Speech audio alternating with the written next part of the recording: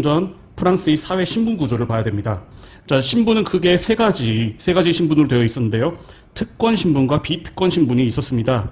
자, 여기에서 제일 눈여겨볼 수 있는 게 뭐냐면요. 세금 면제, 그러니까 특권 신분인 제1신분인 고위성직자와 그리고 2신분인 귀족들은 그때 당시 프랑스 인구를 100%로 본다면은 상위 1% 정도밖에 안 되는 2% 정도의 굉장히 소수의 사람들이었습니다. 그런데 이 사람들이 세금을 내지를 않았어요. 세금이 면제됐고요. 그리고 관직 독점. 그러니까 안산시장을 이 사람들만 할 수 있었던 겁니다. 그런데 문제는 뭐냐면요. 비특권 계층이 전 인구의 98%인데 이 사람들은 세금도 많이 내고 그 다음에 안산시장도 될 수가 없었던 거예요. 그런데 여기서 제3신분이라고 하지만 3신분에서 시민계급은 상인이라고 했죠. 그냥 상인이라고 보시면 됩니다. 상인, 그러니까 이 제3신분에서 최상위층이 있는 이 시민들은 돈이 굉장히 많았거든요. 돈이 많아서 잘 사는 거는 고위성직자나 귀족, 왕하고 거의 비등비등할 정도로 잘 살았어요. 근데 다만 뭐예요? 바로 세금을 많이 내고 그리고 안산시장이 될 수 없었다는 그런 뭡니까? 차이점이 있었죠. 그러니까 이 시민들은 왕이나 고위성직자 귀족들에게 상당한 뭐예요? 반감을 가지고 있었다라고 보시면 됩니다. 자기들은 여기서 끝날 사람들이 아닌데요. 그리고 이 민중들을 평민이라고 하겠습니다. 평민들. 그래서 그 평민들은 거의 97%에 달하고 1%라고 보시면 됩니다. 이 시민들도. 그래서 이 지금 혁명 전에 이 프랑스 사회의 신분 구조가 이렇게 돼 있는 거를 뭐라고 하냐면요. 프랑스 말로 앙시앙 레짐. 바로 구제도의 모순이라고 합니다. 그러니까 옛날 제도가 바로 이렇게 문제가 많다. 그래서 3신분 위에 1신분과 2신분이 이렇게 걸터 있는 이게 바로 구제도의 모순 앙시앙 레짐이란 겁니다. 그래서 이 구제도를 없애기 위해서 바로 시민혁명이 일어났다. 프랑스 혁명이 일어났다라고 보시면 될 것 같습니다. 자, 혁명이 일어나기 전에 프랑스 사회 전체 제도를 구제도라고 한다. 프랑스 그 전에 그 사회 체제를 구제도로 하는 겁니다. 구제도는 절대왕정 신분제를 바탕으로 유지되는 체제였다. 구제도는 절대왕정과 신분제를 바탕으로 유지되는 체제였고요. 제1신분이 성직자와 제2신분이 귀족은 수적으로는 소수였지만 막대한 부를 소유하고 특권을 누렸다. 그러니까 막대한 경제적인 부도 누렸지만 세금도 안 내고 안산시장이 얘네들만 될 수 있었습니다. 반면 인구의 대다수를 차지하는 제3신분인 평민은 무거운 세금을 내면서도 차별에 시달렸습니다. 그래서 인구의 대다수인 98%에 해당이 되는 평민들은 이렇게 차별에 시달린 거죠. 그러나 이들 중 상공업이 발달하면서 부유해진 시민, 바로 상인층인 시민들입니다. 그래서 시민을 뭐라고 했었죠? 바로 평민들의 짱입니다. 평민들의 두목, 평민짱입니다. 계급은 계몽사상과 미국 혁명의 영향을 받아 자유롭고 평등한 사회를 꿈꾸었다. 또한 민중의 의식도 크리스트교에서 벗어나 세속화되면서, 세속화라는 것은 이제 종교에서 벗어나서 약간은 이제 돈을 밝히기 시작한다라고 보시면 됩니다. 그러면서 성직자의 특권을 비판하게 됩니다. 성당을 중심으로 하는 로마 가톨릭교가 바로 흔들리게 된다라고 보시면 됩니다. 프랑스 왕실은 전쟁과 사치로 재정이 매우 어려워졌다. 미국 혁명에 진심으로 도와주면서 프랑스 재정이 완전히 박살이 납니다. 루이 16세는 이를 해결하기 위해 성직자, 귀족, 평민 대표로 이루어진 삼부회를 소집하였다. 삼부회라는 것 자체가 결국에는 돈을 달라고 하는 그 수단이 되게 된다라고 보시면 됩니다. 그러나 삼부회에서 모인 각 신분의 대표는 표결 방식을 둘러싸고 대립하였다. 자, 표결 방식이라는 게 뭐냐면 세 개의 신분으로 나뉘어 있었다고 말씀드렸잖아요. 그런데 이 1신분, 2신분이 어떤 안건이 있어요. 1신분, 2신분이 싫어하면은 시민, 민중, 이 제3신분이 오케이를 해도 2대1로 뭡니까? 지게 되는 거예요. 그래서 이 성직자, 귀족, 평민들이 보세요. 왕을 싫어하긴 했어요. 왜? 루이 16세가 돈이 떨어지니까 루이 16세가 어떤 일을 벌였냐면은 루이 16세가 너희들 성직자, 귀족, 너희들 세금 안 내고 있었잖아. 너희들 세금 내. 지금부터. 그리고 평민들 너희들 세금 지금 내는 것보다 더 많이 내. 그러니까 이 삼부회가 소집됐을 때 왕은 굉장히 모든 1신분, 2신분, 3신분에게 공격을 받고 있었어요. 그런데 이 삼부회 내부에서도 왕을 욕하는 거는 똑같았지만 얘네들 같은 경우에 뭡니까? 표결 방식으로 이제 대립을 하게 된 거예요. 그러니까 성직자하고 귀족들은 자기들이 뭐예요? 기득권을 놓지 않기 위해서 야, 뭔 말이냐? 우리 그전처럼 신분별로 투표를 하자. 그러면 항상 2대1로 얘네들이 이기잖아요. 그러니까 평민들이 뭔 소리냐? 우리 머릿수로 하자. 그래서 평민 대표가 누굽니까? 시민, 상인, 머리수 표결을 주장하였고요. 그때 30분이 더 많았거든요. 그리고 성직자와 귀족 대표는 신분별 표결을 내세우게 됩니다. 결론적으로는 이에 평민은 국민회의를 결성하고 새로운 헌법이 제정될 때까지 해산되지 않겠다고 선언하는 테니스 코트의 선언을 하게 됩니다. 그래서 이렇게 보면 돼요. 여기에서 이렇게 나왔는데 결국에는 그 삼부회가 왕을 욕을 하는 어떤 하나의 장소로 바뀌게 되니까 원래 삼부회가 일어나게 되는 어떤 그 장소가 있었거든요. 그 장소를 루이 16세가 문을 잠가버립니다. 그래서 그 평민 대표와, 여기에서 이제 평민 대표라고 시민들만 나왔었는데요. 여기에는 일부 성직자와 일부 귀족들도 참가를 합니다. 아주 일부긴 하지만요. 그러면서 왕을 욕하는 이 세 개의 신분들이 모여서 국민회의를 결성하고 새로운 헌법이 제정할 때까지 해산하지 않겠다. 결국엔 이거는 왕한테 그러니까 왕의 맘대로 돈을 주지 않겠다라는 선언을 해버린 거죠. 원래 시민들은 기득권층하고 가까웠어요. 타협을 하려고 했었거든요. 근데 이 밑에 인구의 97%에 해당하는 평민들은 그렇게 생각하지 않았거든요. 그러니까 시민 계급이 이런 테니스 코트의 선언을 한 거를 이 평민들은 이제부터 우리가 세상을 바꾸게 되는구나, 그 계기가 되는구나, 이렇게 오인을 하게 됩니다. 그러면서 평민들이 들고 일어나게 되죠. 그게 바로 바스티유 감옥 습격이 됩니다. 왜? 왕이 미웠거든요. 그런데 왕권의 상징 같은 곳이 바로 바스티유 감옥이었습니다. 지금은 없고 광장이 되고 그 기념탑만 그 광장 가운데 세워져 있습니다. 그런데 왜 그러냐면은 왕한테 잘못을 하는 어떤 정치범들을 가두던 곳이 바로 여기였거든요. 이 바스티유 감옥이었거든요. 테니스 코트의 선언을 하고, 그런데 민중들이 바스티유 감옥에 습격을 하게 됩니다. 이게 바스티유 감옥이에요. 습격을 하게 되니까 시민 입장에서는 어느 정도는 이 왕, 귀족, 성직자 얘네들하고 타협을 하려고 했었거든요. 타협을 하려고 했는데 들고 일어나 버리는 거예요. 근데 시민들은 여기서 그냥 평민들이 바스티유 감옥을 습격을 한 거잖아요. 그러니까 이거 자체가 이미 제30분이 왕, 귀족, 특히 왕을 상대로 뭡니까? 전면전을 벌이겠다. 이 얘기밖에 안 되거든요. 근데 여기서 평민들의 지지를 잃어버리면 왕, 귀족, 성직자에게 반격을 받아서 자기들이 죽을 수도 있거든요. 시민들은. 그러니까 자기들이 살기 위해서 뭡니까? 계속 가야 됐던 거예요. 못 먹어도 그냥 가야 돼요. 그러면 평민들의 지지를 얻어야 돼요. 그래서 외치게 됩니다. 야, 이제 인간과 시민의 권리를 선언하게 된 겁니다. 여기 핵심은 뭘까요? 결국에는 우리 신분제를 없앤다. 그리고 아무나 시장이 될 수 있다. 근데 거기서 중요한 건 뭐가 될까요? 바로 돈입니다. 돈. 세금을 얼마나 내느냐에 따라서 바뀌게 된다. 자, 그래서 왕이 국민의회를 탄압하자 분노한 파리 평민들은 전제 정치의 상징인 바스티유 감옥을 습격하게 됩니다. 아까 말씀드렸죠. 정치범 수용소. 그래서 농촌에서도 농민들이 영주의 성을 공격하였다. 그러니까 평민들이 전국에서 일어나게 된 겁니다. 그래서 시민들이 평민들의 요구를 어느 정도 받아들이고 좀 참아 하면서 당근을 준 게 바로 요거다. 그래서 이에 국민의회는 봉건제 폐지를 선포하고, 봉건제 폐지 선포는 결국엔 뭡니까? 신분제를 없애겠다. 그런데 그 신분제는 돈이고, 그 돈을 내서 세금을 그만큼 내서 뭡니까? 예를 들어 너희가 100억을 내면은, 세금 100억을 내면은 시장을 지켜줄게. 근데 거기에 해당이 되는 거 누구만입니까? 바로 시민만입니다. 시민. 그러니까 대다수의 평민들은 이게 해당이 안 되는 거예요. 자, 그래서 인간과 시민의 권리선언 박스 치시고요.를 발표하면서 새로운 헌법을 제정하게 됩니다. 인간과 시민의 권리선언, 인권선언입니다. 인간은 자유롭고 평등한 권리를 가지고 태어났다. 모든 정치적 결사의 목적은 인간의 자연권을 보존하는 데 있다.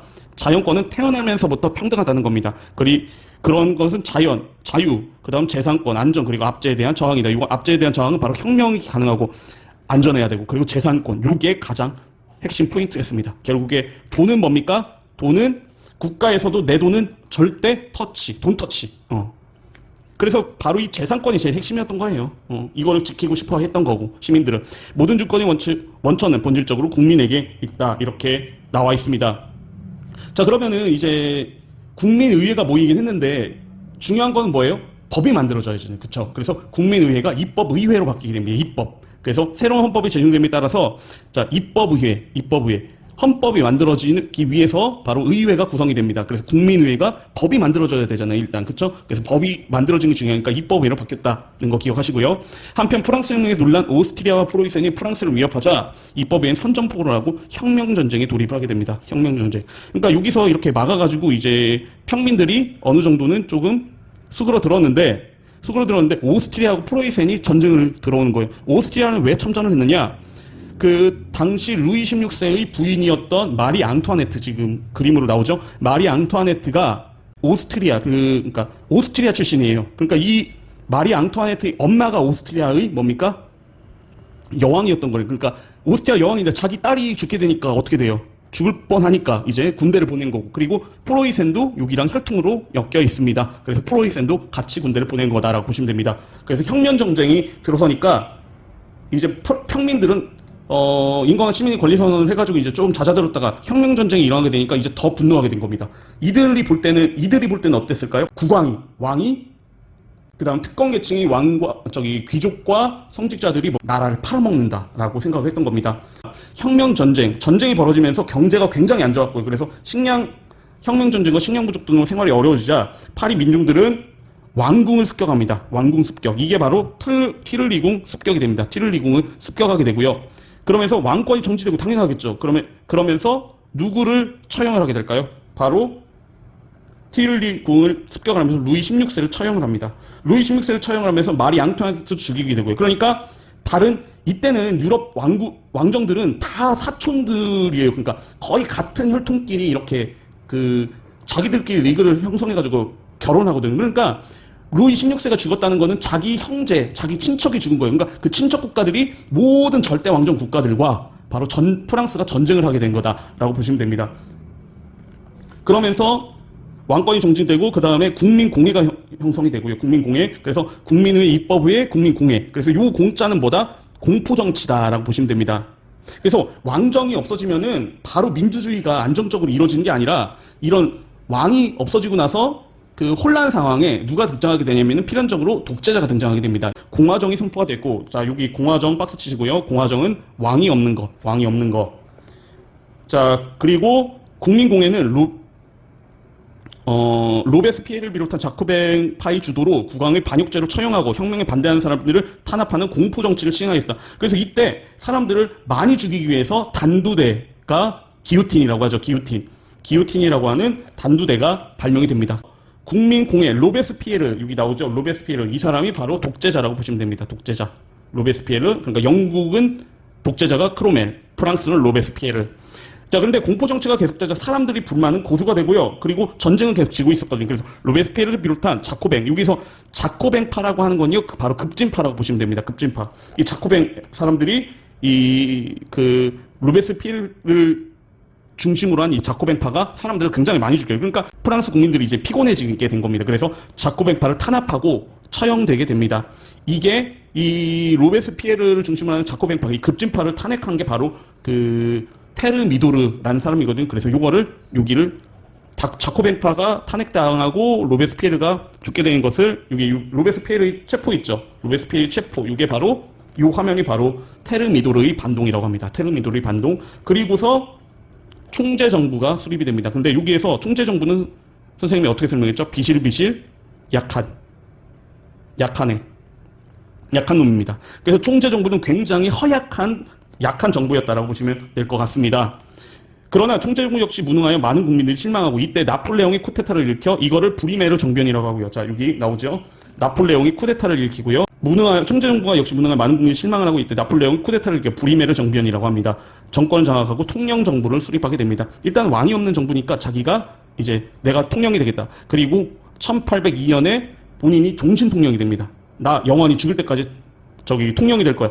그리고 1804년에 나폴레옹이 황제가 되죠. 황제 자리에 오르면서 왕정이 그냥 복구가 됩니다. 그러면서 프랑스 혁명은 사실상 끝나게 된다라고 보시면 될 것 같습니다. 이 사람이 어떤 바지를 입고 있어요? 짧은 바지를 입고 있죠. 이 짧은 바지를 프랑스어로 킬로트라고 합니다. 짧은 바지. 그리고 긴 양말을 신고 있죠. 이 되게 신분이 높은 사람들은 이렇게 신고 있거든요. 근데 지금 우리가 알고 있는 영어나 불어나 프랑스어나 아니면은 뭐 독일어나 이런 모든 유럽의 언어들은 되게 어디에서 기본이 되냐면 라틴어에서 나왔거든요. 근데 라틴어, 이 기원이 했던 이거의 언어의 특징이 뭐냐면은요, 예를 들어서 파서블 가능한 거죠. 근데 이 앞에 어떤 단어가 붙이면은 이제 부정되는 단어가 됩니다. 그래서 파서블에서 임파서블 하면은 불가능한. 그래서 요게 퀼러트가 짧은 바지라고 했잖아. 시민이니까 제3신분이잖아요. 이 그 특권층이 아닌 사람들은 뭡니까? 굉장히 긴 바지를 입고 있죠. 짧은 반바지가 아니라. 그래서 이거를 뭐라고 하냐면요. 퀼로트, 반바지가 아닌 상이라는 단어가 붙습니다. 이건 상이라는 것은 뭐뭐가 아닌 낫이라는 의미라고 보시면 됩니다. 프랑스 언어에서 그러니까 퀼로트가 아닌 반바지가 아니니까 긴 바지를 입는 사람들, 이 사람들을 뭐라고 합니까? 바로 평민이라고 보시면 됩니다. 제 30분이요. 나폴레옹이 유럽의 혁명 이념을 전하다. 출신 자체가 그 코르시카란 섬 출신인데 이탈리아 반도 옆에 있는데 일단은 이 나폴레옹 그러니까 시골 출신이잖아요. 그러니까 좀 변방 출신이에요. 변방 출신인데 혁명 전쟁에서 굉장히 두각을 나타내는 젊은 영군인이 됩니다. 그러면서 국민들이 굉장한 지지를 받게 되고요. 그거를 바탕으로 이제 서서히 그 권력의 중심으로 나폴레옹이 다가서게 된다라고 보시면 됩니다. 나폴레옹은 정권을 장악한 후 제1통령으로 취임하였고 국민투표로 황제의 자리까지 올랐습니다. 1804년이요. 그는 나폴레옹 법전을 마련하고 국내 개혁에 힘쓰는 한편 유럽 각국을 정복해 나가게 됩니다. 이때 그 프랑스는 육군이 강했거든요. 근데 영국이 해군이 엄청나게 강했거든요. 그러니까 이 해군력은 엘리자베스 1세가 그 펠리페 2세, 에스파냐의 펠리페 2세의 무적 함대를 격파하면서 동인도 회사를 세우면서부터 이제 영국이 엄청난 해군력을 바탕으로 식민지를 얻게 되는 거거든요. 그래서 그는 영국을 굴복시키기 위해 대륙봉쇄령을 내리게 됩니다. 대륙봉쇄령이 게 뭘까요? 영국하고 유럽 대륙하고의 모든 무역을 차단한다라고 보시면 됩니다.